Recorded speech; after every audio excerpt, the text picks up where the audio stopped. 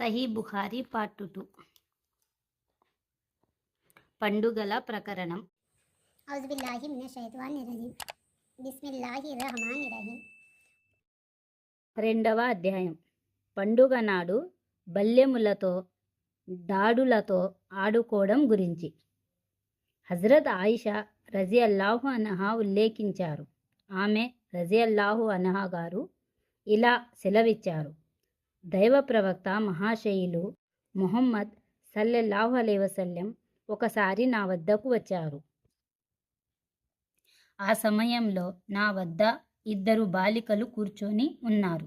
వారు బువాస్ యుద్ధానికి సంబంధించిన గేయాలు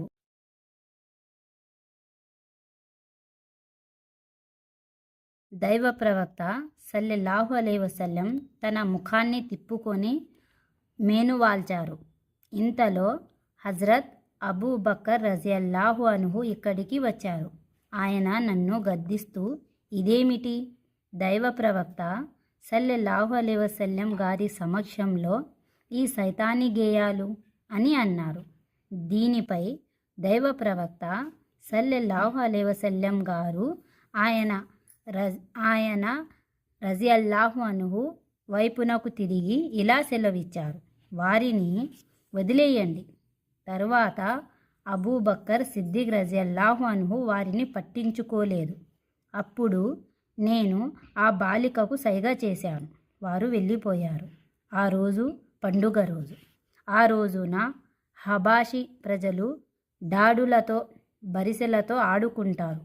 అప్పుడు నేను దైవ ప్రవక్త సల్లల్లాహు అలైహి వసల్లంను స్వయంగా కోరానో లేక ఆయన సల్లల్లాహు అలైహి వసల్లం గారే స్వయంగా నాతోనే ఇలా అన్నారో, వారు ఆడే ఆటను చూస్తావా అని. అవును, దైవ ప్రవక్త సల్లల్లాహు అలైహి వసల్లం నాకు చూడాలని ఉంది అని నేను విన్నవించుకున్నాను. తరువాత దైవ ప్రవక్త సల్లల్లాహు అలైహి వసల్లం నన్ను తన వెనుక నిలబెట్టుకున్నారు. అప్పుడు నా చెంప ఆయన సల్లల్లాహు అలైహి వసల్లం గారి చెంపను తాకుతూ ఉంది. ఆయన సల్లల్లాహు అలైహి వసల్లం గారు ఆడండి ఆడండి ఓ బనీ అర్ఫిదా అని అనేవారు. నేను విసిగి పోయినప్పుడు ఆయన సల్లల్లాహు అలైహి వసల్లం ఇలా సెలవిచ్చారు, ఓ ఆయిషా, చాలా తృప్తిగా ఉందా? నేను చాలు ఓ దైవ ప్రవక్త సల్లల్లాహు అలైహి వసల్లం అని అన్నాను. ఆయన సల్లల్లాహు అలైహి వసల్లం మంచిది, ఇక వెళ్ళిపో అన్నాడు. 1.